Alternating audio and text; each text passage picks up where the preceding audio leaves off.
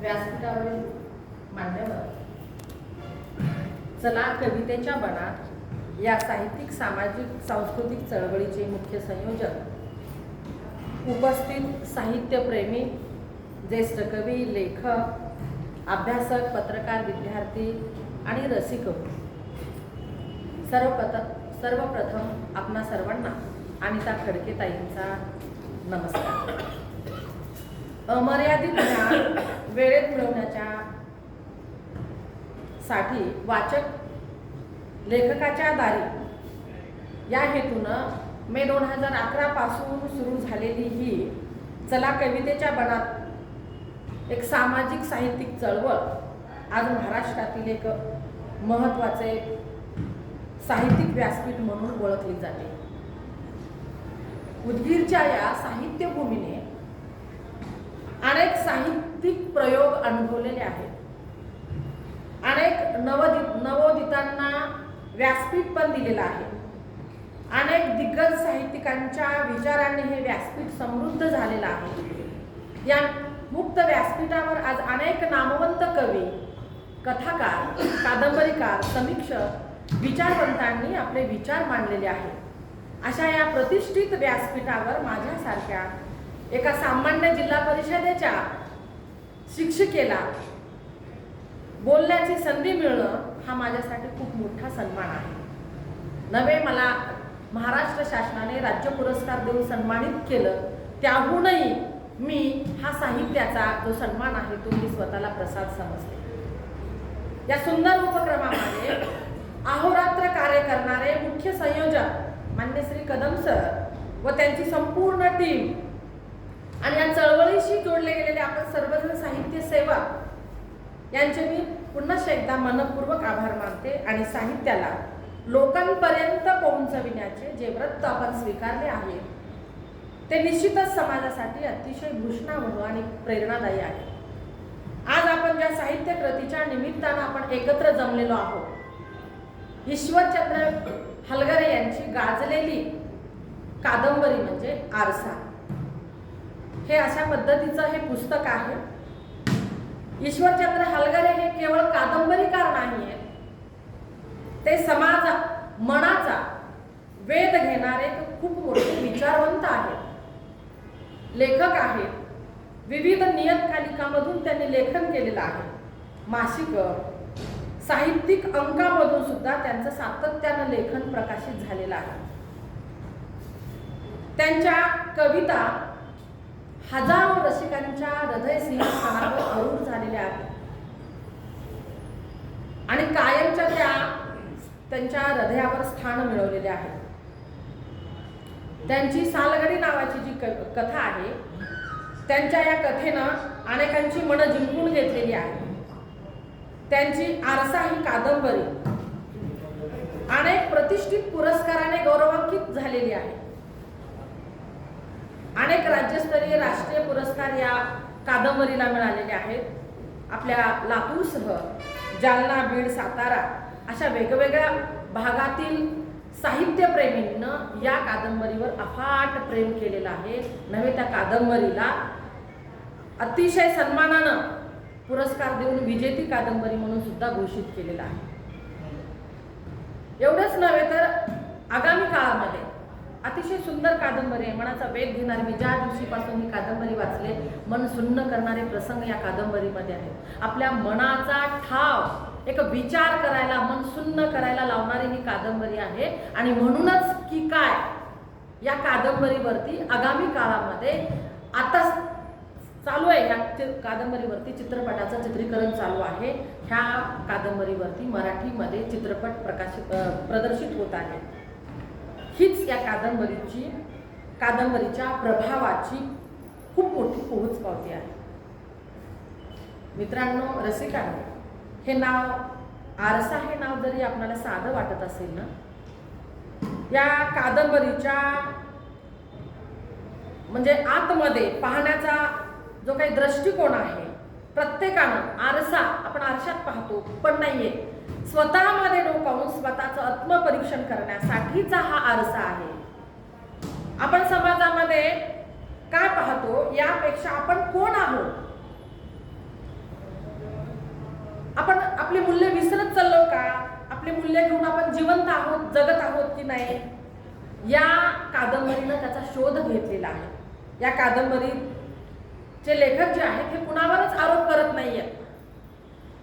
फक्त केवळ आणि केवळ फक्त या समाज मनातील, या समाजामध्ये घडणाऱ्या घटनांचं वास्तव आपल्या समोर ते शांतपणे ठेवतात आणि त्या वास्तवाकडे पाहताना आपल्या मनाचा आरसा आपला जेवढा स्वच्छ करावा लागतो तेवढी ती कादंबरी आपल्याला म्हणजे आतमध्ये शिरायला, पाहायला, डोकावून पाहायला आणि समजून घ्यायला तेवढी ताकदीची वाटते.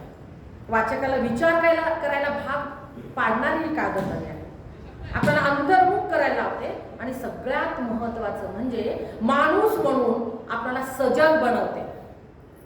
साहित्याचं खूप मोठं कार्य आहे आणि आरसा ही कादंबरी साहित्याचं माणूस म्हणून जी सजग बनवण्याचं काम आहे हे अतिशय प्रभावीपणानं करते.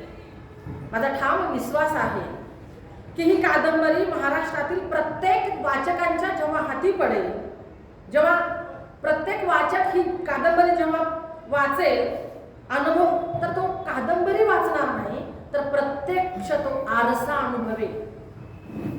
अनुभवला जाणार नाही तर मनाला हादरा देणारी कादंबरी आहे. केवळ हादराच नाहीये तर स्वतःकडे नव्याने पाहण्याची दृष्टी या आरशाच्या माध्यमानं आपल्याला मिळणार आहे. आजच्या या कादंबरीच्या निमित्तानं लेखक ईश्वरचंद्र हलगरे यांना मी मनपूर्वक अभिवादन करते, कारण त्यांच्या लेखणीतून अशीच वास्तववादी,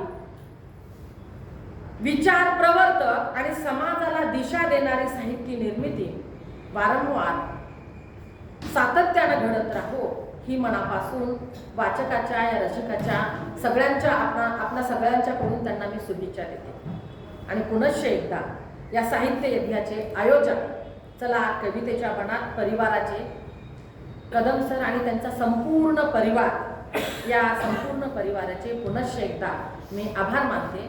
आणि कादंबरीमध्ये काय आहे, काय अनुभवलं, काय वाचलं आणि काय वाचायला हवं, आपण प्रत्येकाच्या वेगवेगळ्या व्ह्यूमधून जर आपण विचार करायला गेलो तर वेगवेगळ्या व्ह्यूनं ही कादंबरी आपल्याला विचार करायला भाग पाडते.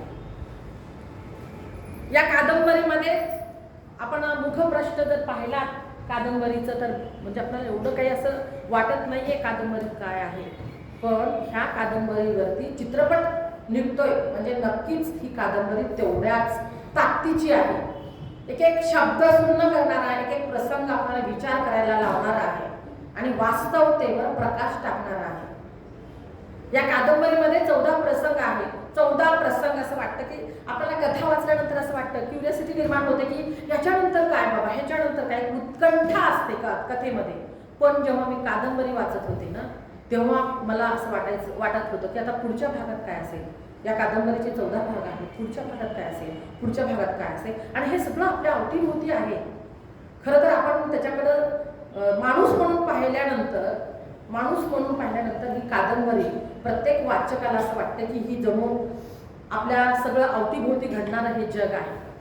म्हणून लेखक ईश्वर हलगरे सरांनी आरसा या कादंबरीचा पहिलाच प्रसंग जो आहे वाचकाच्या मनामध्ये एक जळजळीत अंजन घालणारा, विचारांना चालना देणारा आणि समाजातील वास्तवाचं विदारक चित्रण, या चित्रणाचं दर्शन घडवणारी ही कादंबरी आहे. लेखकाने केवळ घटना मांडल्या नाही, त्या घटना मागील जे काही माणसाचं मन आहे, मानवी मन आहे, नैतिकता आहे, गरीब श्रीमंत दरी आहे, तरुणांच्या समोर आत्ताचे जे काही आव्हानं आहेत, मग व्यसनाची आव्हानं असतील, या समाज माध्यमांची आव्हानं असतील, नैतिक मूल्यांचं होणारं अधःपतन असेल, हे अत्यंत वास्तवतेनं वाचकाच्या समोर लेखकानं उभं केलेलं आहे. या कादंबरीचा नायक आहे रवी, त्याचा मित्र आहे जोमे आणि अर्णव, हे पहिल्या प्रसंगातील 3 पात्र. या व्यक्तिरेखा आपल्याला पहिल्या प्रसंगात भेटतात आणि पहिल्या प्रसंगामध्ये भेटल्यानंतर ह्या 3ही व्यक्तिरेखा वेगवेगळ्या परिस्थितीतून वेगवेगळ्या ठिकाणाहून आलेले आहेत. जोमेन हा अत्यंत श्रीमंत, गर्भश्रीमंत मुलगा आहे आणि तो हॉटेल मालकाचा मुलगा आहे. मुंबईतला आहे, म्हणजे श्रीमंत आहे, हॉटेल मालक म्हणजे एकंदरीत व्यावसायिक आहे आणि मुंबईसारख्या शहरात राहणारा मुलगा आहे. त्याला व्यवहार हा अत्यंत त्याने जवळून बघितलेला आहे. या कादंबरीचा नायक रवी आहे. तो ग्रामीण भागातला, मराठवाड्यातला नायक आहे. वसतिगृहात राहणारा आहे. त्याच्या वडिलांना पुंजी सगळी काही म्हणजे पैसा जमून त्यानं शिक्षण घ्यावं आणि आपला उद्धार करावा म्हणून मुंबईसारख्या ठिकाणी इंजिनिअरिंगला घातलेला आहे. म्हणजे साध्या कुटुंबातून आलेला, शिक्षणासाठी मुंबई या ठिकाणी राहणारा, वसतिगृहात राहणारा आणि या तिघांची वेगवेगळ्या सामाजिक स्तरामधून आलेली मैत्री आणि या मैत्रीचं एक वेगळ्या दिशेनं कसा म्हणजे कन्वर्ट होती ही मैत्री. म्हणजे एके दिवशी मग हे तिघजण मुंबईसारख्या ठिकाणी, आपल्या लातूरहून आपल्या उदगीर सारख्या ठिकाणी अजूनही त्याचं पेव आलेलं नाही. म्हणजे आपण हॉटेलपर्यंत जाणं ठीक आहे, मुलं सुद्धा आपल्या आईवडिलांची आजपर्यंत सुद्धा परमिशनच घेतात. इथं अजून कुठेतरी नैतिकता जपून आहे. एवढं असं की लगेच आपले मुलं बारमध्ये वगैरे, बारच्या नावाखाली मग तिथली दुनिया, तिथला झगमगाट, तिथलं वातावरण, पैशाची उधळण, बारवालांचं आकर्षण, त्या मुलींचं तिथल्या नटणं, त्यांचे हावभाव, त्याच्या पाठीमागला जो अंधार आहे, त्या झगमगाटाच्या पाठीमागलचा एवढे पैसे ते का उधळतात, ह्या मुलींचं जे काही नटणं आहे खरं आहे का खोटं आहे, त्यांचे इशारे असतील, त्यांचं लोकांसोबत वागणं त्या पुरतंच आहे की त्या कायमचं तसं वागतात. मग एवढा पैसा त्यांच्याकडे कुठून येतो, त्या पैशांची उधळण, या प्रश्नामधून लेखकानं एका संवेदनशील निष्पाप तरुणाच्या मनामधला जो काही संघर्ष आहे, तो संघर्ष म्हणजे या कादंबरीमध्ये मांडण्याचा प्रयत्न अतिशय तटस्थपणानं आपल्याला ह्या सगळ्या भोवतालचे हे जे काही मी आता सांगितलेले प्रसंग आहेत, हे प्रसंग आपल्याला अंतर्भूत करतात.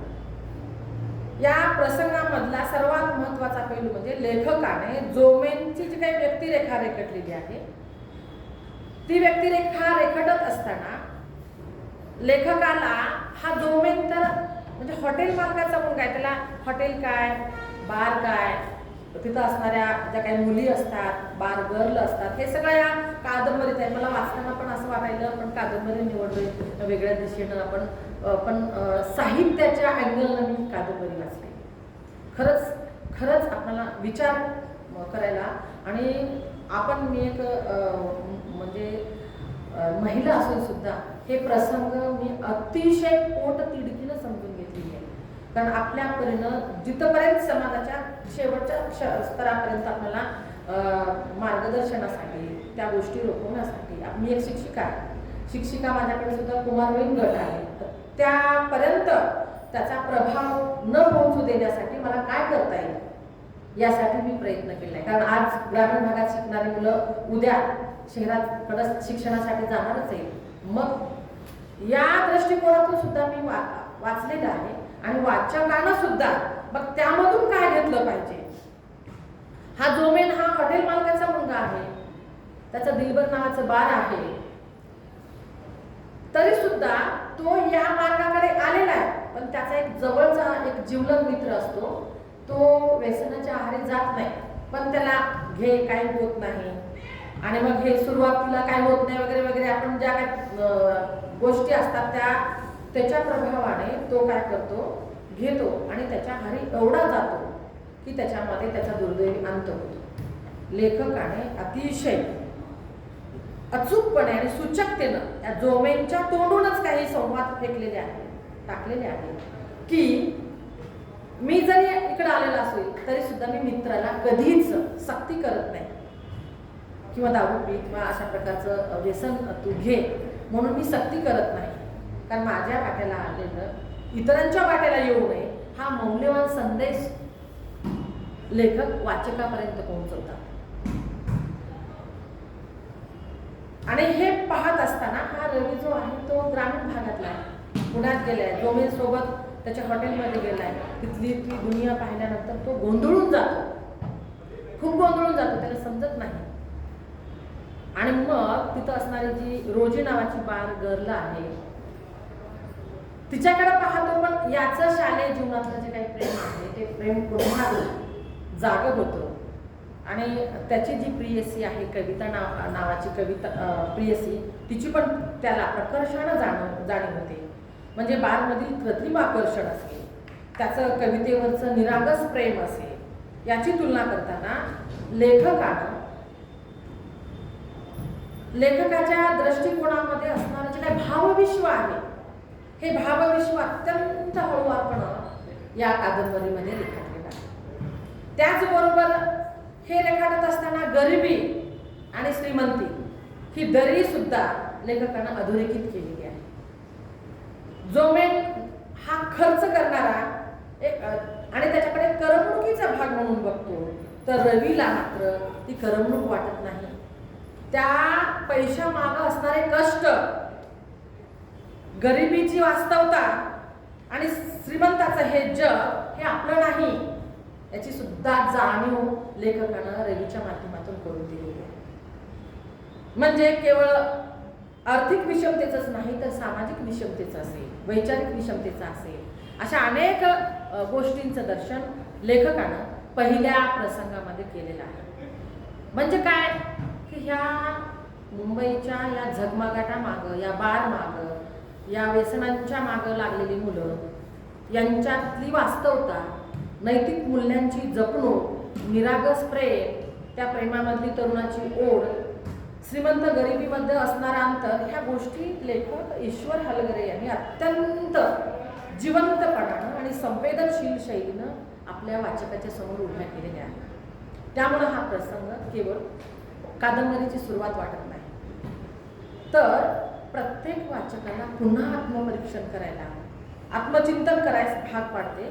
आणि कथानकाविषयी याच्यानंतर काय झालं असेल बाबा, एक उत्सुकता, उत्कंठा, या सगळ्या गोष्टीवरून मला एक गोष्ट जाणवते की लेखकाची जी काही लेखन शैलीतील सशक्तता आहे, लेखनीनं हा प्रसंग वाचकाच्या मनावर एक कादंबरीची सुरुवात नाही, तर कादंबरीमधली वास्तवता, ही वास्तवता कायमचं मनावर कोरलेली आहे. ही अतिशय आपण पाहतो, म्हणजे असं हे जे चित्र जर आपण पाहायला लागलो, वाचायला लागलो, तर आपलं सुद्धा मन सुन्न होतं. इतके बारकाईने, मी असं रोतरोटक सांगितलेलं आहे, खूप बारकाईने एक एक शब्द जर आपण वाचायला लागलो तर असं वाटतं की लेखक आणि म्हणजे अशा गोष्टीकडे तिथं जाऊन हे याचे अनुभव लेखकांना कसं घेतले असतील बुवा. याच कादंबरीमध्ये दुसरा प्रसंग आहे ते तरुणांच्या मनामधली वास्तवता. तरुणांच्या मनामध्ये ही जी काही वास्तव आहे त्याचं विदारक चित्रण सुद्धा लेखकांना आपल्या समोर उभं केलेलं आहे. कारण या कादंबरीचा नायक आहे तो मराठवाड्याचा आहे, शिक्षणापासून घरापासून खूप दूर गेलेला आहे. या नायकाच्या मनात हजारो स्वप्न आहेत. स्वप्नांच्या मागे धावत असताना न कळत मात्र हा तरुण व्यसनांच्या गर्दीमध्ये कसा ओढला जातोय आणि वाचक स्वतः त्या वातावरणाचा साक्षीदार होते. आणि हे होत असताना आपण निमूटपणानं आपल्या ह्या कादंबरीतले प्रसंग आपण वाचतोय, आपण विचार करतोय.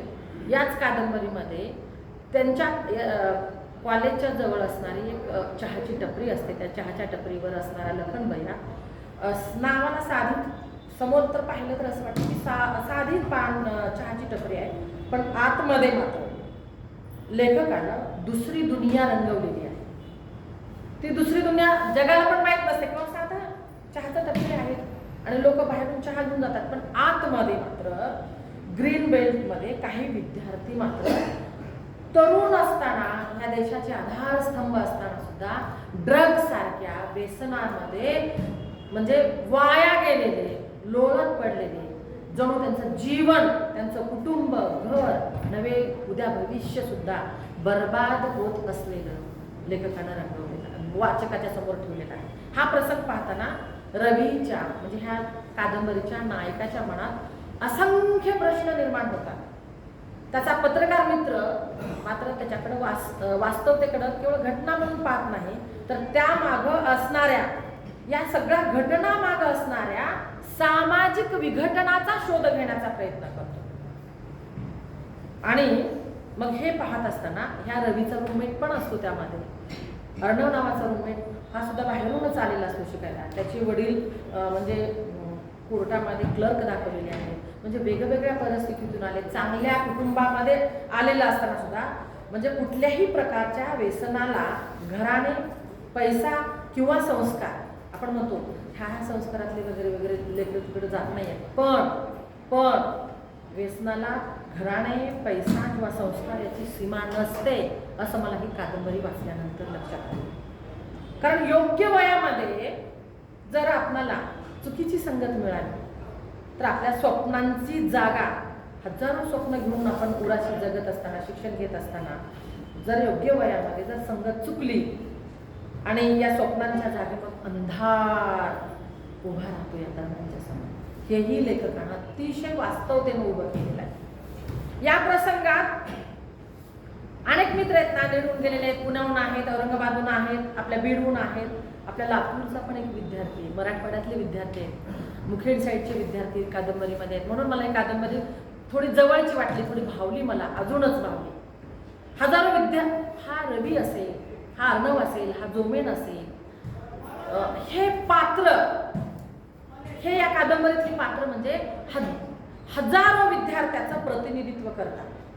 हे वास्तव आहे. आज जर आपण पाहिलं तर लेखक त्यांच्या जीवनात इतका समरस होतो की प्रत्येक पात्राचा आनंद, संघर्ष, भीती आणि भरकटलेपण वाचकाच्या मनाला असं स्पर्शून सुन्न होऊन थरकाप उडवणारा, जो काही म्हणजे आपण म्हणतो ना काळीज उडवून टाकणाऱ्या आपल्या समोर अशा घटना होत आहेत. आपण आपल्या शेजाऱ्याचं किंवा आपल्या गावातलं किंवा आपल्या देशातल्या सुद्धा लेखनांचं असं होत असलेलं आपल्याला पाहवत नाही. म्हणजे मनाला कुठंतरी अशा घटना स्पर्शून जातात.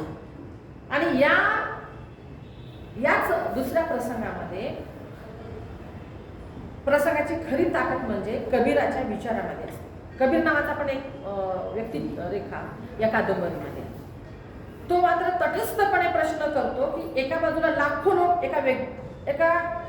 एक वेळच्या जेवणासाठी, लाखो लोक एक वेळच्या जेवणासाठी संघर्ष करत आहेत.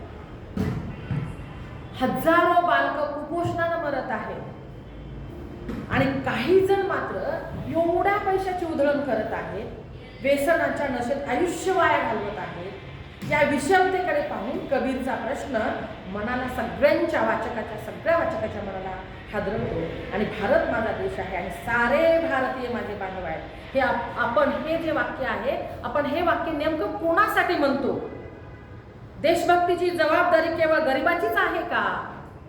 गरिबाच्या घामावर उभ्या राहिलेल्या वैभवाची किंमत या श्रीमंतांना कधी कळणार आहे? लेखक या प्रश्नाची उत्तर देत नाहीये, तर ती उत्तरं वाचकांना आत्मपरीक्षण करायला, वाचकांना ती उत्तरं शोधायला भाग पाडतं. परिस्थितीला ह्या जबाबदार कोण आहे? समाज आहे, व्यवस्था आहे की स्वतः माणूस आहे? या प्रश्नाचं वादळ लेखक वाचकाच्या मनात घोंगवत ठेवतो आणि वाचकाच्या मनात या कादंबरीविषयी उत्सुकता निर्माण होते. आरसा ही कादंबरीचा ह्या दुसरा प्रसंगात अशा पद्धतीनं लेखकानं एक व्यसनाचं, त्या मित्रांचं, एकंदरीत आरसा दुसरा तिसऱ्याचा नाही, समाजाचा स्वतःचा आरसा दाखवणारा हा प्रसंग वाचताना केवळ कथा वाटत नाहीये, आपल्या काळाचं वास्तव आपण अनुभवतो की काय, मनाला अस्वस्थ करणारे आणि विचारांना चालना देणारे, आणि सगळ्यात महत्त्वाचं म्हणजे वाचकामध्ये माणुसकी जागवणारे अनेक प्रसंग लेखक या कादंबरीच्या माध्यमातून आपल्या मनात निर्माण करतात. याच दुसऱ्याच प्रसंगामध्ये अजून एक प्रसंग लेखकानं सांगितलेला आहे. ईश्वर हलगरे यांनी अतिशय हृदयद्रावक आणि अस्वस्थ करणारा, माणूस म्हणून अस्वस्थ करणारा, या समाज व्यवस्थेचं विदारक चेहऱ्यावर प्रकाश टाकणारा एक प्रसंग वाचताना आपल्या डोळ्याच्या कडा आपोआप ओलावतात आणि मनाला एक प्रश्न निर्माण होतो, स्त्रीचा जन्म हा केवळ अपराध आहे का? स्त्री जन्माला येऊच नाही का, मुलगी जन्माला येऊच नाही का? या दुसऱ्या प्रसंगातील डॉली नावाची व्यक्तिरेखा ही केवळ एका बालबालेची कथा नाही, तर हजारो असहाय्य पिळवटल्या गेलेल्या आणि परिस्थितीच्या चक्रात भरडल्या गेलेल्या स्त्रियांचं प्रतिनिधित्व करते. लेखकानं त्या डॉलीचं जे काही जीवन आहे ते जीवन कृत्रिम, भावनिक कुठंच आणलेलं नाही. अत्यंत तटस्थपणा, अत्यंत वास्तववादीतेनं आणि अत्यंत संवेदन शैलीमध्ये वाचकाच्या समोर लेखकानं उभं केलेलं आहे. आणि म्हणूनच ह्या डॉलीची वेदना वाचकाच्या मनापर्यंत थेट पोहोचत असते. डॉलीच्या आयुष्यातील सर्वात मोठी शोकांतिका म्हणजे ह्या पुस्तकामध्ये डॉलीची जी काही व्यक्तिरेखा आहे, ह्या डॉलीची जी काही व्यक्तिरेखा लेखकानं जी काही रेखाटलेली आहे, हिचं जे काही झालेलं शोषण आहे, ही शोषण दुसरं तिसरं समाजातील इतर पुरुषांनी केलेलं नाही आहे, तर स्वतः जो म्हणजे जन्म दिलेला बाप आहे, जो त्या मुलीचा आधार व्हावा लागतो, त्या मुलीचं रक्षण करायला हवं, त्याच बापानं तिच्या निरागस आयुष्याचे लचके कसं तोडलेले आहेत. एवढंच नव्हे तर स्वतःच्या स्वार्थासाठी ग्राहकांना आणून त्या मुलीला त्याच्या स्वाधीन कसं करतो. लेखकानं या प्रसंगातून माणुसकीचं कुठंतरी अधःपतन होत चाललेलं आहे आणि हा माणुसकीचा अधःपतनाचा भयावह चेहरा आपल्या समोर उभा केलेला आहे. आणि रक्ताच्या नात्यावर सुद्धा जेव्हा स्वार्थ आणि वासनांचे सावट पडलेले असतात तेव्हा माणूस किती खालच्या तराला पोहोचतो, खालच्या पातळीवर जातो.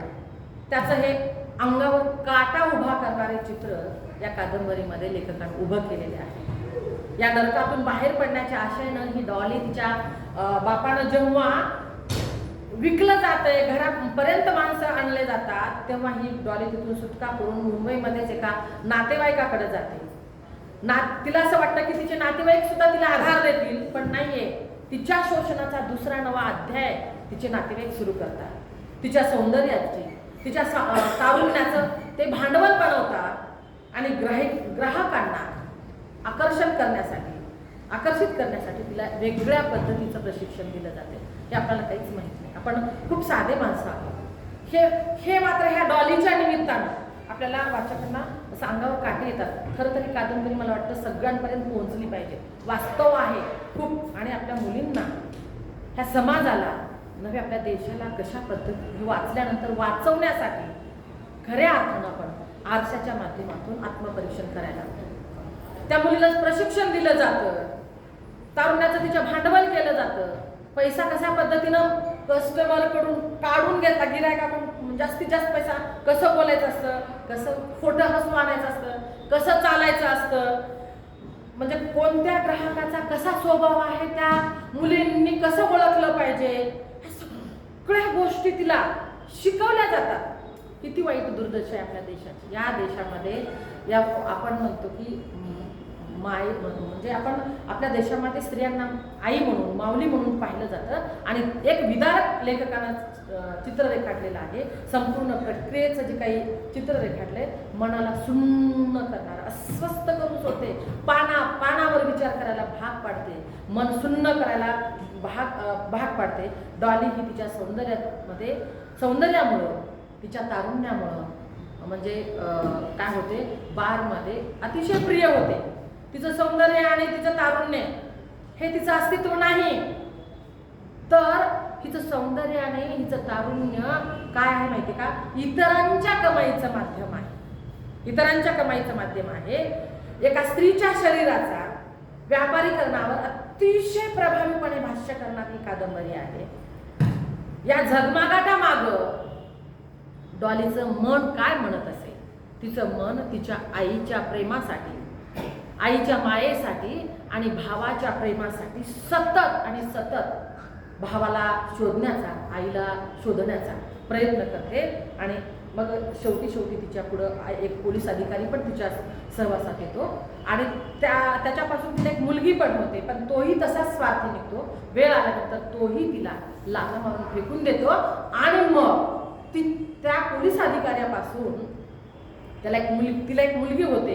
मग लेखकाला हा प्रसंग वाचताना शब्द आणि शब्द आपल्याला निशब्द बनवतात. ही अत्यंत लाजीरवाणी गोष्ट, अत्यंत किळसवाणी गोष्ट. ह्या घटनेकडे केवळ गुन्हा म्हणून लेखक पाहिलेले नाही, त्यामागे असणारी संपूर्ण व्यवस्था, या व्यवस्थेचा शोध घेऊ पाहतात.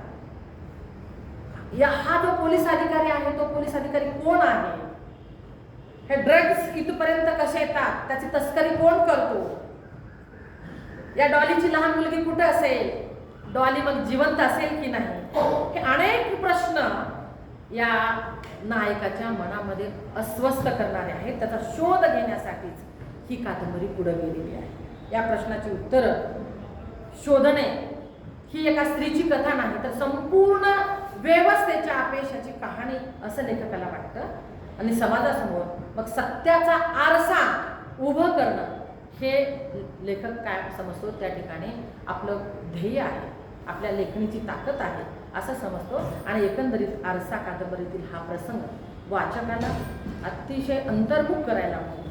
स्त्री शोषण असेल, तस्करी असतील, बालसंस्कृती असेल, सत्तेचा गैरवापर असेल, गुन्हेगारी असेल, ड्रग्जचे जाळे असतील आणि न्यायव्यवस्थेतील प्रश्न असेल, याचा अत्यंत वेध लेखकानं या ठिकाणी घेतलेला आहे. म्हणून ही जी काही या कादंबरीतला दुसरा जो भाग आहे, दुसरा जो प्रसंग आहे, तो सुद्धा मनाला अतिशय सुन्न करणारा, विचार करायला लावणारा, अंतर्मुख करायला लावणारा. प्रत्येक प्रसंग असे आहेत की अंगावर काठी उभे राहतात. म्हणून कादंबरी आपल्याला वाचायला, विचार करायला, अनेक प्रश्न मनामध्ये जे काही आहे त्याचं उत्तर शोधायला लावते. आणि पुढं काय बाबा, पुढं काय, अधिक अंतर्मुख करणारा. आपल्याला पहिल्या 2 भागामध्ये समाजाचे अनेक विदारक पैलू लेखकाने मांडलेले आहेत, परंतु तिसऱ्या भागात वास्तव जे आहे या कादंबरीचं, ह्या वास्तवाच्या मुळाशी जाण्याचा आणि बारबालेची कथा नाही, तर सत्याच्या शोधात एका संवेदनशील या कादंबरीचा जो नायक आहे, या संवेदनशील नायकाची कशी धडपड चालू आहे, ही धडपड या कादंबरीमध्ये दाखवलेली आहे. तिसऱ्या भागामध्ये हा कादंबरीचा नायक इंजिनिअरिंगचा विद्यार्थी आहे. बारमधील झगमगाट पाहतो, त्या झगमगाट, एवढा लाइटिंग, एवढे शार, एवढे त्या स्प्रेचे धबकारे, वास, असं काही सगळं पाहतो. पण त्याच्या पाठीमागं खूप अंधार आहे. त्याला तो अंधार समजून घ्यायचा आहे.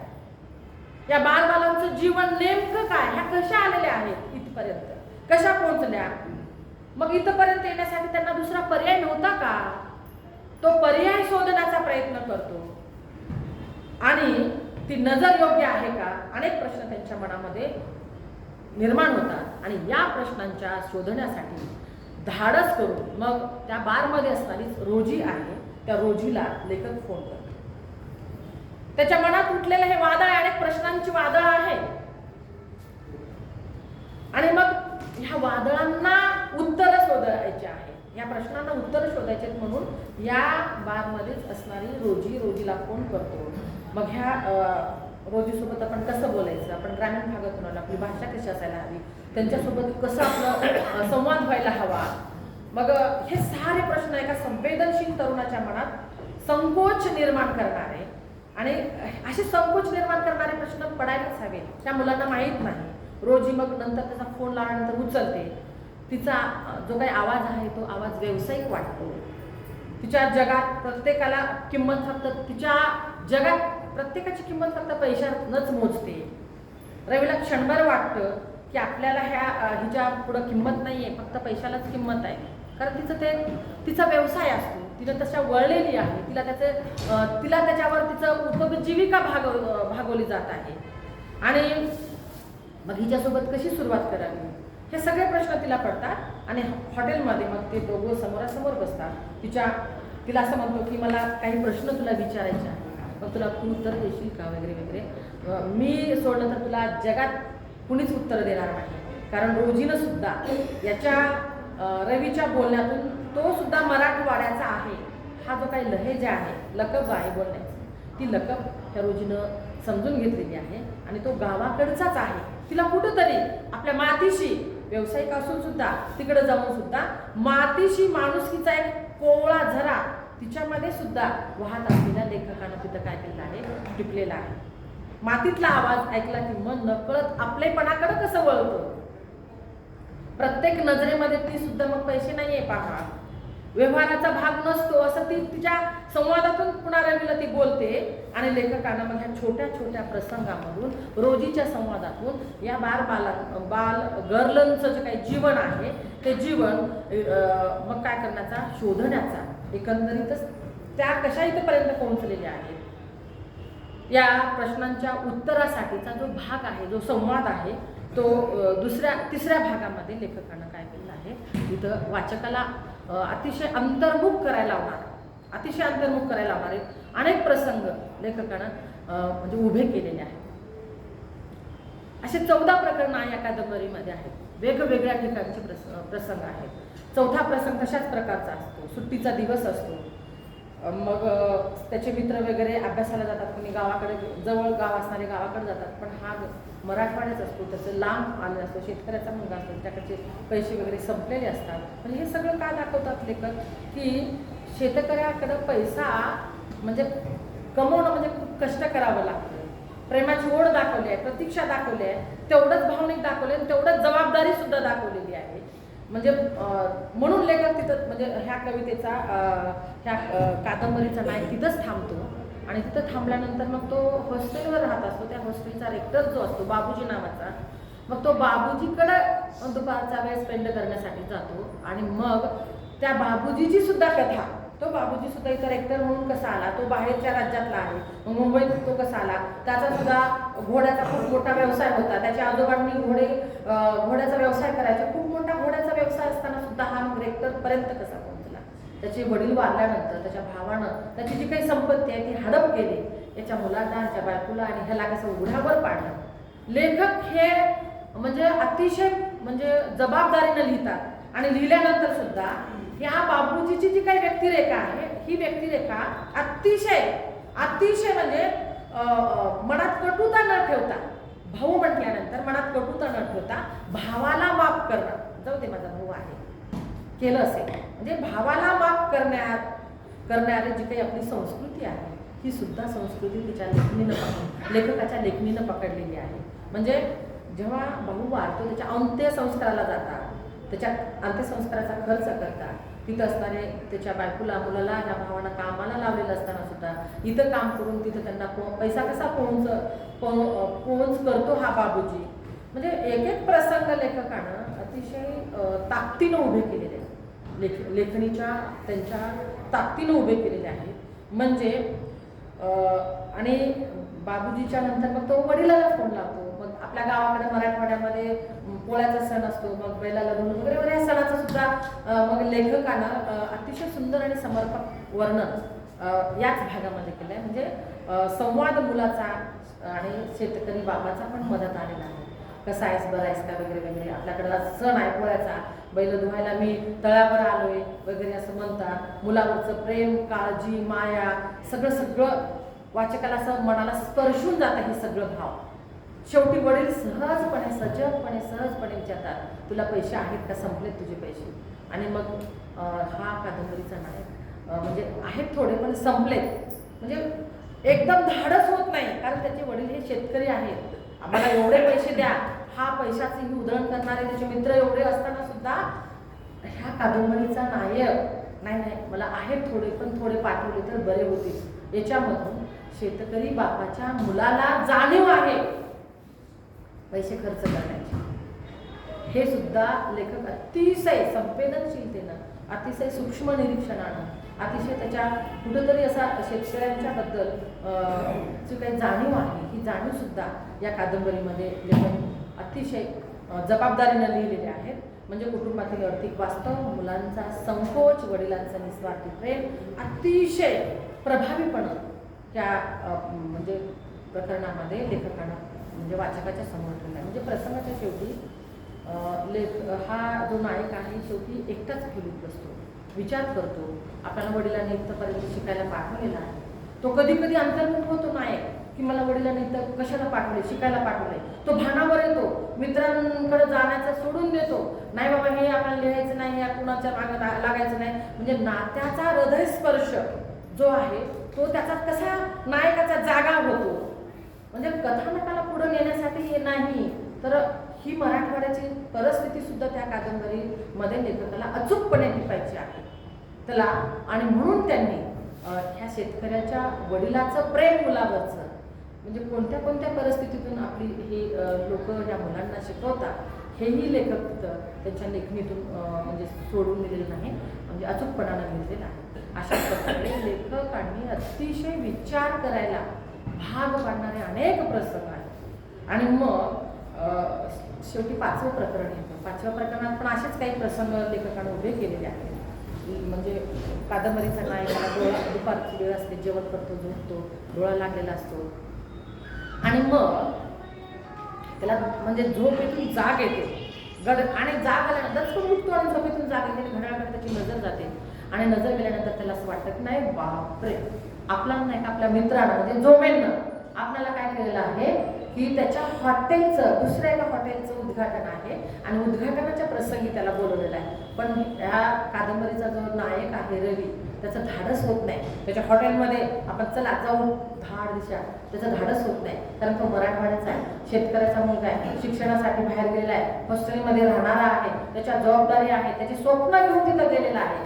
आणि मग त्याच्या एका कबीर नावाच्या मित्राला फोन करतो, आपल्याला जायचंय 4 वाजता, जोमेननं सांगितलंय आपल्याला हॉटेल, म्हणजे त्याच्या हॉटेलचं उद्घाटन आहे, तू ठाण्यापर्यंत ये आणि आपण दोघं मिळून वगैरे जाऊ. आणि मग दोघं ठाण्यापर्यंत येतात, रेल्वेमध्ये बसतात, आणि मग ह्या दोघांच्या गप्पा चालतात. मग लेखक काय म्हणतो की मी कथा लिहिली, आज कथा लिहिली आहे, गेल्या आठवड्यामध्ये एक कथा लिहिली, तुला माझी कथा ऐकायला आवडेल का? तर त्या कथेमध्ये लेखकानं असं लिहिलेलं आहे की एक कनक नावाचा एक या कथेचा नायक आहे, आणि तो ऑक्सफर्ड नावाच्या आंतरराष्ट्रीय कंपनीमध्ये सॉफ्टवेअर इंजिनियर असतो. अतिशय ब्रिलियंट हा नायक कनक असतो. पैसा, श्रीमंती सगळं त्याच्या पायाशी लोळून घातलेलं असतो. खूप म्हणजे कष्टातून, खूप हुशारीनं, खूप मेहनतीनं ते सगळं मिळवलेलं असतं.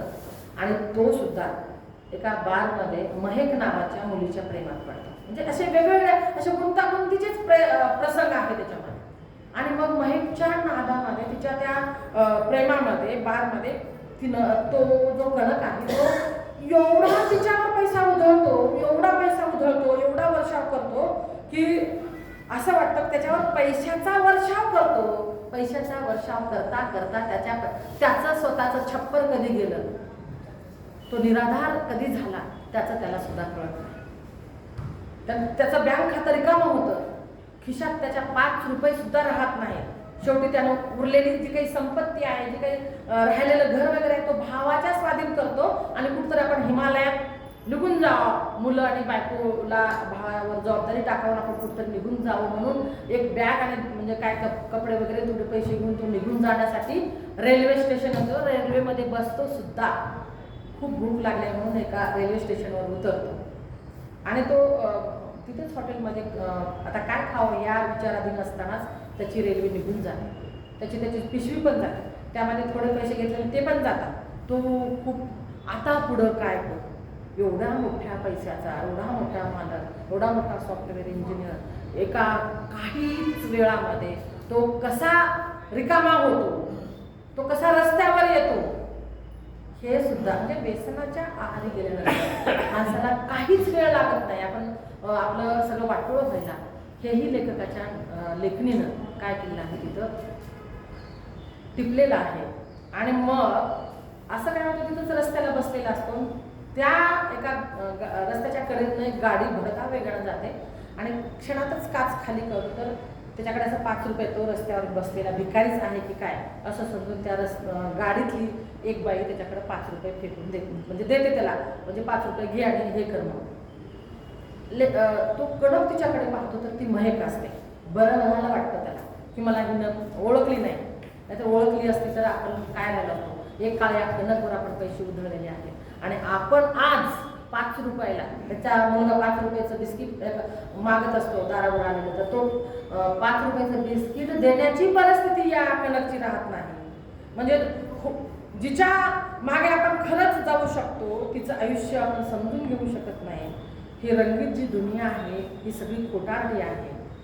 आणि हे सगळं लेखकाच्या ह्या लेखणीनं खूप सुंदर पद्धतीनं ह्या कादंबरीमध्ये टिकलेलं आहे. आणि मग हे सगळं वर्णन त्या कबीरला वाचून दाखवतो. रवी ह्या कादंबरीचा नायक, ही कथा असते, कथा लिहिलेली असते आणि हे सगळं कबीरला वाचून दाखवतो.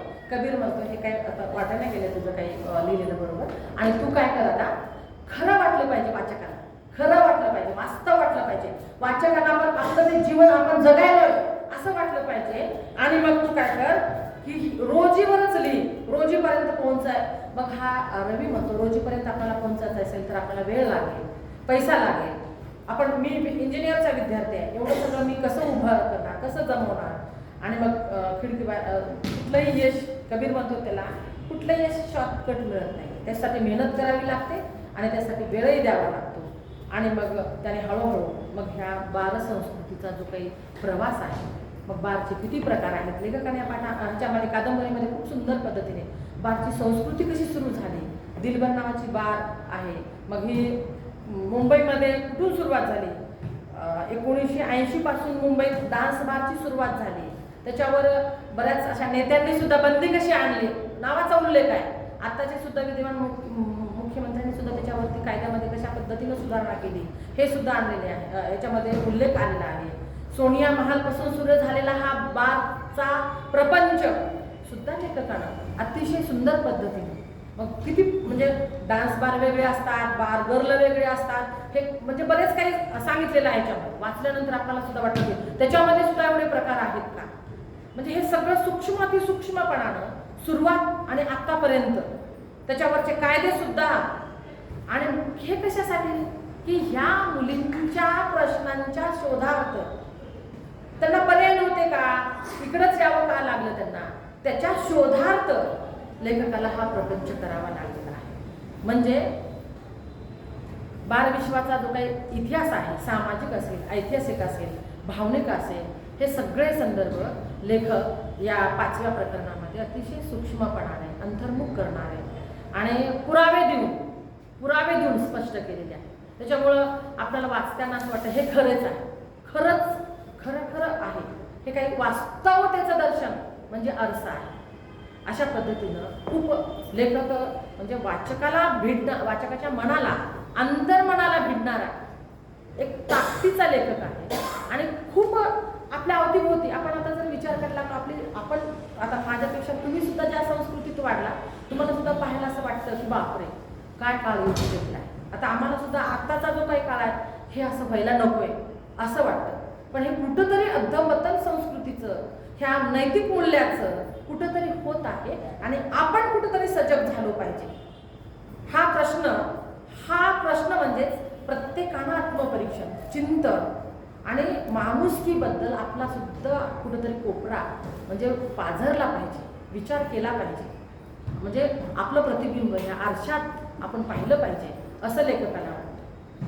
या कादंबरीचं 6वं प्रकरण सुद्धा ईश्वर हलगरे यांनी 6व्या प्रकरणात अतिशय अर्थगर्भ असा प्रसंग, नायकाचा मित्र जोमीन स्टेशनवर सोडल्यानंतर आजचा समाज, ही परिस्थिती, हे राजकारण, हे व्यसनाचा विळखा, त्या विद्यार्थ्याचं, या तरुणांचं वाहत जाणं, ही व्यवस्था ही केवळ राजकीय अर्थानं आलेली नाही तर सामाजिक व्यवस्था, सांस्कृतिक व्यवस्था, मानसिक व्यवस्था सुद्धा, ही यंत्रणा सत्यापेक्षा लोक आपल्या सोयीसाठी कसं खोटारडे होत चाललेले आहेत असे प्रश्न लेखकानं मनात उभे केलेले आहेत. मला वैयक्तिक असं वाटतं की या प्रकरणाचा सर्वात मोठा संदेश असा आहे, प्रत्येकानं आयुष्यात एकदा तरी स्वतःसमोर आरसा बनलं पाहिजे. प्रत्येकानं आपल्या स्वतःमध्ये आपणही कुठं चुकतोय का, मग मूल्यांच्या बाबतीत असेल, बोलण्याच्या बाबतीत असेल, वागण्याच्या बाबतीत असेल. लेखकानं अनेक प्रसंग उभे केले, त्याहीपेक्षा समाजात मूल्य खूप महत्वाचे आहे, त्या मूल्यांचं कुठेतरी अधपतन होत आहे. म्हणून आत्मपरीक्षणाशिवाय परिवर्तन शक्य नाही असंही लेखकानं इथं नमूद केलेलं आहे. आरसा आपल्याला बदलत नाहीये, पण बदलाची गरज मात्र नक्कीच दाखवतो. आरसा बदलत नाही, पण बदलाची गरज आहे. म्हणून ईश्वर हलगरे यांनी या प्रकरणातून अत्यंत सहज भाषेमध्ये एक गंभीर तत्वज्ञान मांडलेलं आहे असं मला वाटतं. त्यांनी कोणावर आरोप केलेले नाहीयेत, त्यांनी फक्त आपल्या हातात या कादंबरीच्या माध्यमातून आरसा दिलेला आहे. कोणाला काय दिसतं हे प्रत्येकानं प्रामाणिकपणानं त्या आरशात पाहिलं पाहिजे.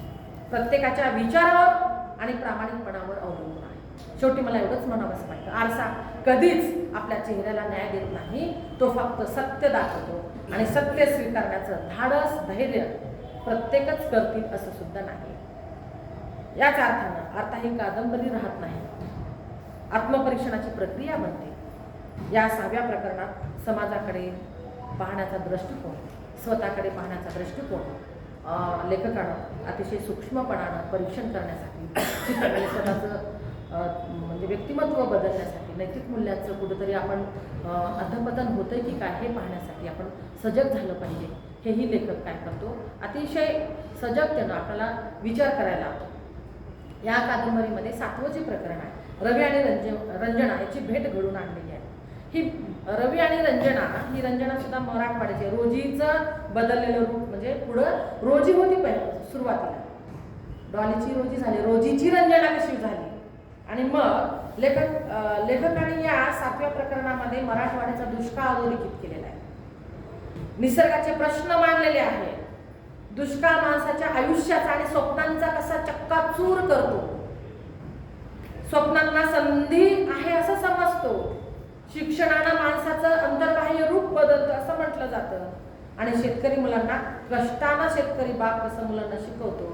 शिक्षणानं परिस्थिती बदलते पण बदलत नाही असं सुद्धा लेखकानं इथं दाखवलेली आहे. कसं दाखवले तर या लेखकामध्ये ह्या रंजना कशी आली इकडं हे दाखवत असताना, रंजनाचा जो भाऊ आहे तो MA BEd शिक्षण, MAd वगैरे शिक्षण घेतलेलं असताना सुद्धा कुठंतरी थोडेफार पैसे, थोडीफार असणारी शेती विकून डोनेशन भरवलं जातं. ह्या संस्था चालकाचं भयावह चित्र, लूट, आर्थिक लूट कशा प्रकारे संस्था चालक करतात. आणि मग लागलेली ही वाळवी अर्थक कारणाला गरिबाचा कसं अधपतन होतं. त्या मुलीचं मग लग्न पण होत नाही. आणि मग ह्या सावकाराच्या पाशामध्ये कसे हे कुटुंब अडकलं जातं. डोनेशनच्या नावानं सुरू असलेला बाजार, ज्ञानापेक्षा पैशाला किंमत, हे सगळे व्यवहार लेखकानं अत्यंत नेमकेपणानं या कादंबरीमध्ये भाष्य केलेले आहे. गुणवंत युवकाला नोकरी मिळवण्यासाठी लाखो रुपयाचं आपल्याला डोनेशन द्यावं लागतं. मग हे पैसे आणायचे कुठून? त्यासाठी कर्ज, घरामध्ये मुलींचे लग्न असतात. मग त्या मुलाला डोनेशन द्यायचंय म्हणून त्या मुलाचं लग्न केलं जातं. मग हुंडा नावाची पुन्हा कीड कशी समाजाला लागलेली आहे. मग याला डोनेशन द्यावं लागतं, मग मुलीकडून हुंडा घ्यावा लागतो. म्हणजे कसं समाजातील गरीब लोकांना म्हणजे कसं दोषी बनवलं जाते. ही व्यवस्था माणसाला कशी दोषी बनवत असते. मग रंजनाचं कुटुंब कसं उद्ध्वस्त, या सगळ्या गोष्टीचा रंजना नावाच्या या कादंबरीची नायिकेचं कुटुंब कसं उद्ध्वस्त होतंय. ह्या दुष्काळामध्ये म्हणजे कशी उपासमारीची वेळ ह्या मराठवाड्यातील लोकांना येते. त्यांना मग ह्या सगळ्या गोष्टीचा आपल्याला सामना करायचा आणि याच्या आपल्याला कुठेतरी सुटका करायची. म्हणून हे कुटुंब, घरात खूप सारे भांडणं होतात. मुलाचे वडिलांचे भांडणं होतात. मुलाचं वडिलाचं भांडण होऊ नये म्हणून आईची माया मध्ये कशी आडवी येते. वारंवार आई कसं या दोघांमध्ये येऊन भांडणं मिटवते. हे रोजचं कटकटीचं. मग पैसे आणायचे कुठून म्हणून हे काय होतात माहिती का, मुलगी आई वडील काय होतात मुंबईला कामाला गेल्यानंतर काम शोधत त्यांना म्हणजे त्याच्या नायिकेच्या वडिलाला खूप असं खणीमध्ये वगैरे काम मिळतं. घाणीचं काम असतं. त्याच्यात त्या वडिलाचा खूप मोठ्या नालीमध्ये पडून दुर्दैवी निधन होतं. गावाकडे नेण्यासाठी सुद्धा पैसे नसतात. मग शेजारी असणारा मुलगा, त्याच्याशी मैत्री होते ह्या आईची आणि मुलीची. तो त्यांना मग शेजारी म्हणून मदत करतो. गावी आणलं जातं आणि तिच्याच मग शेजाऱ्याच्या प्रेमात पडते. मग प्रेमात पडून तिचा फक्त वापर करतो. प्रेम म्हणल्यानंतर विश्वास असायला हवा. विश्वास तिच्या प्रेमावर नसतो. कुठेतरी विश्वासाचा तडा जातो. तिनं खूप समजावण्याचा प्रयत्न करते आणि मग जो प्रेम करतो तो तिला विकतो आणि मग त्या ह्याच्यामधून हे चुकीचा मार्ग दाखवतात आणि ह्या बारच्या दुनियेत ती मग प्रवेश करते. एकदा का त्या जगात ही अडकली की बाहेर पडण्याचे सगळे मार्ग कसे बंद होतात. तिच्या मनात अनेक प्रश्न जिवंत राहतात. आता ह्या रवीला म्हणजे ह्या कादंबरीच्या नायकाला म्हणते की मला ह्याच्यातून सुटका नाही, तर मी कोणत्या तोंडानं मी गावाकडे जाऊ. आपल्याकडे गावाकडे उगाच साधं शेजारी कुणाला बोललं तर सुद्धा नावे ठेवतात, बरोबर आहे की नाही. आणि मग मी कोणत्या तोंडानं जाऊ. म्हणजे समाज मी आता समाजाची राहिली नाही ना, घरच्याची राहिली नाही. समाज मला कोणत्या तोंडानं स्वीकारतील, समाज त्यांना स्वीकारतील का. लेखक येथे कोणताही उपदेश केलेला नाही, फक्त परिस्थिती आपल्या समोर एक वास्तव परिस्थितीचं आपल्या समोर ठेवले आहे. 7व्या प्रकरणात म्हणजे या रंजनाची कहाणी अतिशय भयावह आहे.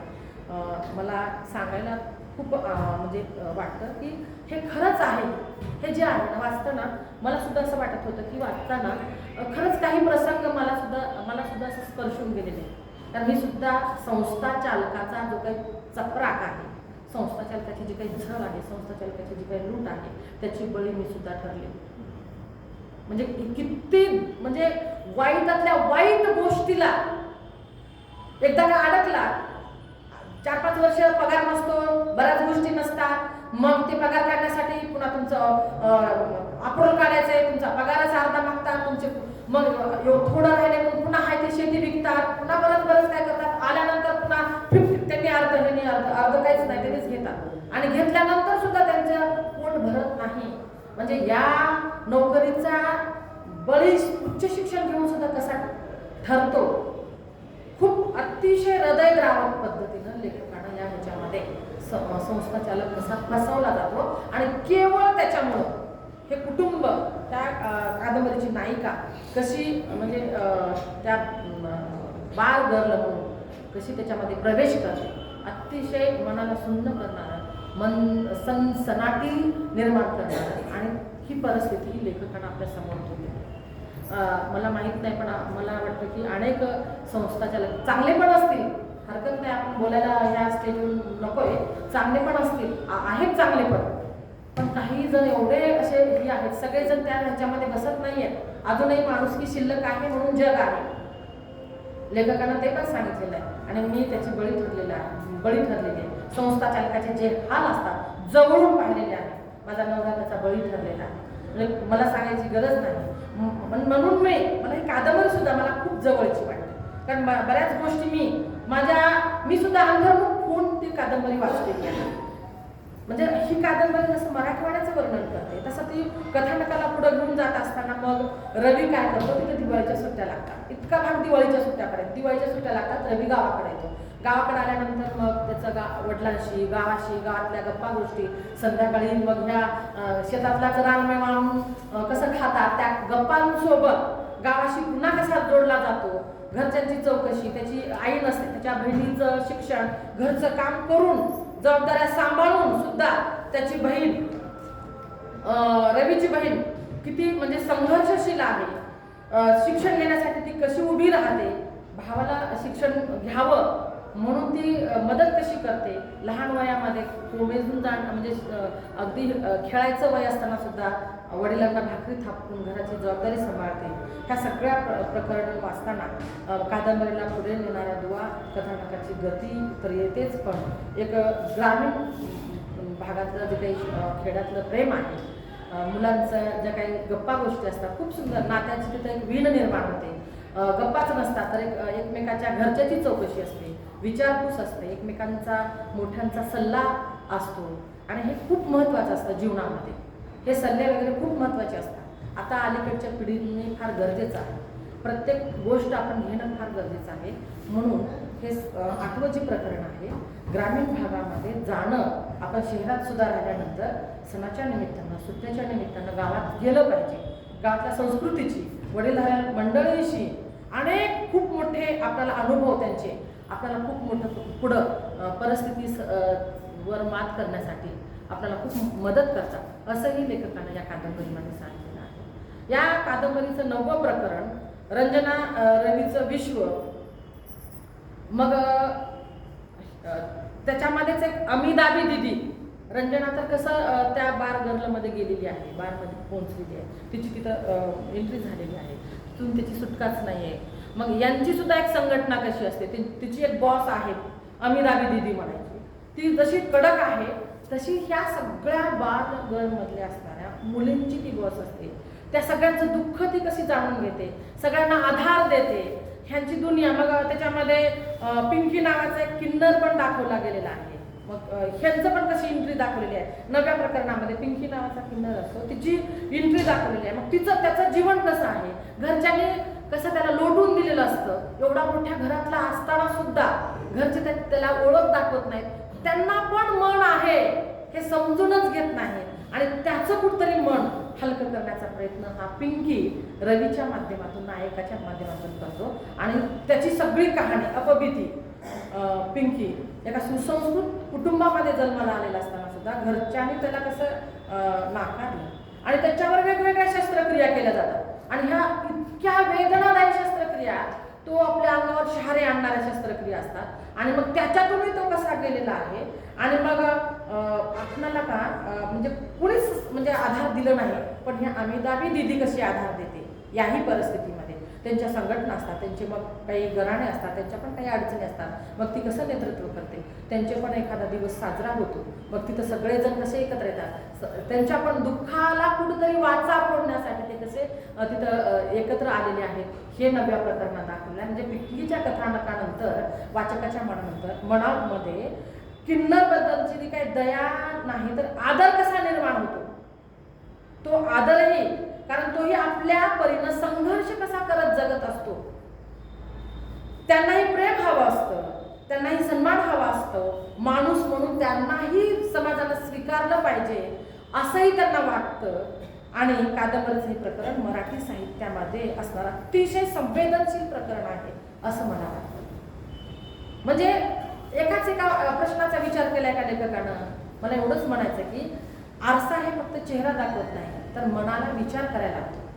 प्रश्नांना प्रामाणिकपणे सामोरं जाण्याची तयारी असेल तर आरसा ही कादंबरी प्रत्येकानं एकदा तरी वाचली. मला वाटतं ही कादंबरीवर मला बोलायचंय म्हणून मी किमान 3-4 वेळेस नाही 8-9 वेळेस ही कादंबरी, एक शब्द मी लहेजा काय आहे, किन्नर काय आहे, म्हणजे मलाही बरेच शब्द अनोखे आहेत, पण मी शोधण्याचा प्रयत्न केला ह्याच्यामध्ये, म्हणजे प्रत्येकाला वाचलं पाहिजे. आणि असं मला एवढं कुतूहल कशाचं होतं की या कादंबरीवरती मराठी चित्रपट निघतोय, म्हणजे नक्कीच या कादंबरीची ताकद, या साहित्याची मापदंड तेवढं मोठं, यश तेवढं मोठं आहे. एक एक शब्द, एक एक पान आपल्याला एक खूप मोठा आशय, खूप मोठं संदेश, आत्मपरीक्षण, आपल्याला स्वतःला विचार करायला लावणारं, मन सुन्न करणाऱ्या घटना या कादंबरीमध्ये आहे. 10वं प्रकरण सुद्धा मग रवीला सुट्ट्या लागल्यानंतर गावाकडे परततो. रवीचं वडिलाचे कष्ट, शेती वगैरे सगळं काही आपल्याला सांगितल्यानंतर मग कादंबरीच्या 12व्या-11व्या प्रकरणामध्ये रंजनाचा वाढदिवस असतो. मग दोघांचं कसं भेटणं होतं, त्याच्यामध्ये तो कसा कादंबरी तिच्यावरती लिहायचंय, तिचं जीवन आपल्याला समजून घ्यायचंय म्हणून तिच्या जवळ जाण्याचा, मग जवळीकतेतून प्रेम कसं निर्माण होतं. प्रेम नसतंच ते खरं मुळात, प्रेम त्याचं प्रेम कवितावरच असतं गावाकडच्या, पण कुठंतरी आपला मार्ग चुकतो. हे मार्ग म्हणजे कुठंतरी तोही जो काही नायक आहे तोही कुठंतरी चुकलेला आहे. म्हणजे हाही म्हणजे लेखक म्हणजे भावनेचा जो काही स्फोट आहे तो स्फोटही या इथं दाखवलेला आहे. अतिशय महत्त्वाचा सामाजिक संदेशही लेखक द्यायला विसरत नाही. म्हणजे मानवी नात्यामध्ये विश्वास आणि संवाद किती आवश्यक आहे हेही या ठिकाणी अधोरेखित करतो. वाचकाने अनेक ह्या कादंबरीच्या प्रसंगातून बाह्य वर्तनापेक्षा व्यक्तीच्या अंतर्मनात विचार करण्याची शिकवण आपण घ्यायला हवी. संघर्ष आपण टिपून घ्यायला हवे. कोणाच्या या आयुष्यात त्याच्या वरवरच्याच व्यक्तिरेखेवरून आपण म्हणजे त्याच्यावर विश्वास ठेवायला नको. म्हणजे कुठलाही व्यक्तीवरून आहे का तसा, तो कसा गेला, तिथपर्यंत कसा पोहोचला, आपण सहज म्हणतो कुणाला तो काय, पण तो काय कसा होता आणि काय झालाय, ती परिस्थिती त्याच्यावरती का आली, त्या मुळामध्ये जाण्याचा लेखकानं प्रयत्न केलेला आहे. म्हणजे कुठल्याही व्यवसायाची मजबुरी, मानवी भावनांचा संघर्ष याचाही आरसा वास्तववादी शैलीमध्ये माणसाच्या आयुष्यातील कटू सत्य लेखकानं या 11व्या प्रकरणामध्ये मांडलेले आहे. 12व्या प्रकरणामध्ये सुद्धा अशाच कथानकाला पुढे घेऊन जाण्यासाठी छोटे मोठे प्रसंग आलेले आहेत आणि खूप वास्तववादी शैलीमध्ये मनाला सुन्न करणारे प्रसंग, माणसाच्या आयुष्यातील अशा काही क्षणाचे चित्रण, विवेकावरचा कसा ह्या रवीचा ताबा सुटतो, निरंजनाच्या वर अतिप्रसंग करतो, कुठल्याही प्रकारची विचारपूस न करता तो तिच्या मोहात पडतो आणि मग त्याला कसा पश्चाताप होतो. पश्चाताप होत नाही, आपण रंजनाला स्वीकारलं पाहिजे, तिला या नरकातून बाहेर काढायला पाहिजे. म्हणजे नायक हा जरी चूक केला तरी तिला याच्यातून बाहेर काढण्यासाठी पण प्रयत्न करतो. पण रंजना सुद्धा तिच्यावर प्रेम करते, पण माझा मार्ग वेगळा आहे. ह्या कादंबरीची नायिका अतिशय सुंदर संदेश देणारी आहे. मी अडकले पण तू अडकू नकोस, कारण याच्यातून माझी सुटका नाही. म्हणजे तू चांगल्या घरातला आहेस, तू शिक्षणासाठी आलेला आहेस, तुझ्या वडिलांनी तुला घर बांधण्याचं जे काही नकाशा आहे तो तुझ्याच हाताने करायचा आहे आणि तू तयार करून दिलेल्या नकाशावरच मी घर बांधणार आहे. हा जो काही वडिलांचा स्वप्न आहे, वडिलांचा काही पण आहे, तो तुला पूर्ण कसं करायचा आहे. म्हणून म्हणजे विश्वास, आत्मसंयम आणि जबाबदारी, नैतिक मूल्ये यावरच कशी नाती टिकून आहे हे रंजनाच्या व्यक्तिरेखेतून. रंजना जरी दाखवली गेली असली बालगर्ल तरी सुद्धा रंजना मात्र ह्या रवीला तिच्या भाऊपाशा, तिच्या प्रेमात अडकवत नाही. रवीनं याच्यातून सुटलं पाहिजे. तू चांगला आहेस, तुझं काम नाही आहे मला स्वीकारणं तुझं हे नाही वगैरे ते असं म्हणते. आणि स्वतः मी समाज तिच्याकडे वेगळ्या नजरेनं का पाहतो, माझ्याकडे वेगळ्या नजरेनं पाहतो, रवी तुला स्पष्ट या गोष्टीची जाणीव नाही असं समजून सांगते. आणि अशा पद्धतीनं लेखकानं काय केलेलं आहे, शेवटी वेगळ्या मार्गाचं प्रेम असलं, वेगवेगळ्या ह्याच्यातून आलेलं असताना सुद्धा, नायिका आणि नायकांचे विचार वेगळे असताना सुद्धा एकमेकाला असणारा विश्वास, एकमेकाबद्दलचा असणारा विश्वास, म्हणजे आरसा कादंबरीचं हे शेवटचं जे काही प्रकरण आहे, वाचकांना कादंबरीतून हे शिकलं पाहिजे की स्वप्न पहा पण त्यासाठी योग्य आपण मार्ग निवडला पाहिजे. प्रेम करा पण त्या प्रेमामध्ये जबाबदारी पण स्वीकारा, त्या प्रेमामध्ये त्याग असू द्या, कोणाच्याही परिस्थितीची आपण थट्टा नाही केली पाहिजे. प्रत्येकाच्या आयुष्यात न सांगितलेला प्रत्येकाचा संघर्ष असतो. व्यसन चुकीचं असू शकतं, पण ते चुकीच्या संगतीमुळे कसं निर्माण होतं, म्हणजे भावनांच्या आहारी जाऊन घेतलेले निर्णय आयुष्य माणसाचं कसं उद्ध्वस्त करू शकतात. आणि माणुसकी, संयम आणि विवेक आयुष्याला योग्य दिशा देत असतात. ईश्वरचंद्र हलगरे यांनी आरसा या कादंबरीतून केवळ 2 व्यक्तीची कथा नाही सांगितली, तर आजच्या समाजातील अनेक तरुणांची, अनेक रंजनाची, अनेक रवींची कहाणी मांडलेली आहे. म्हणून ही आरसा ही कादंबरी वाचताना आपण इतरांचे जीवन पाहत नाही तर स्वतःचाही चेहरा आरशात पाहू लागतो. हीच या कादंबरीची खरी ताकद लेखकाच्या या लेखणीमध्ये आहे असं मला वाटतं. बऱ्याच गोष्टी आहेत. ह्या कादंबरीचं मुखपृष्ठ खूप सुंदर आहे. मला वाटतं ह्या मुखपृष्ठाकडे बघितल्यावर मला असं वाटतं की एवढा भाग ह्या कादंबरीमध्ये आहे का.